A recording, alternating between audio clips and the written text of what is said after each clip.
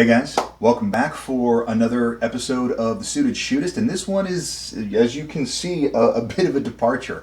For those of you unfamiliar, when the page first came about and I was doing written content before I started doing the videos, I was critical of shoulder holsters because they didn't really work for my use case.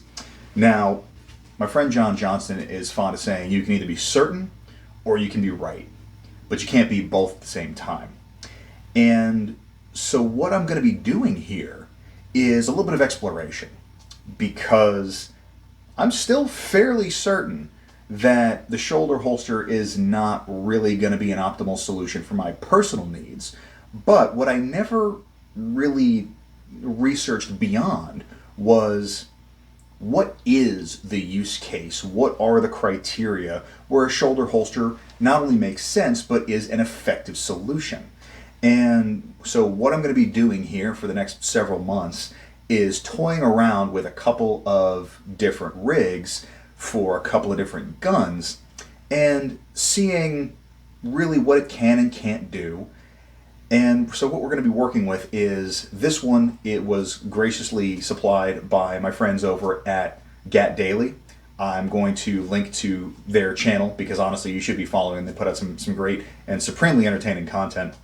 The other one that is inbound is thanks exclusively to my patrons, because honestly without their support it would have been prohibitively expensive to seek out a custom rig that honestly I'm very optimistic about. So stay tuned, because that's one of these things where my goal with this is to try and consolidate some of the knowledge that has kind of drifted out of the public eye, because shoulder holsters by and large have kind of fallen out of favor in the high information gun carrying community, because things like appendix carry and inside the waistband have become so convenient that there hasn't been the same need for this type of configuration as there was 50 years ago. But I do think it still warrants a little bit of attention, because I really do want to be able to understand the limitations of it as well as how it can work for people. Because let's be honest, anytime you start talking about carrying a gun in dress clothing, this is one of the first things that people think of. And so if that's a route that folks want to go, I want to make sure that the expectations are at least appropriately managed so that you are not asking more of the setup than it's capable of. So stay tuned. This is going to be a fun little series.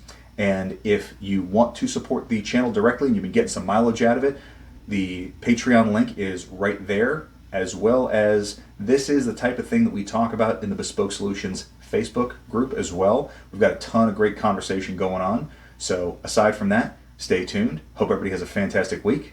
Stay dangerous and stay sharp.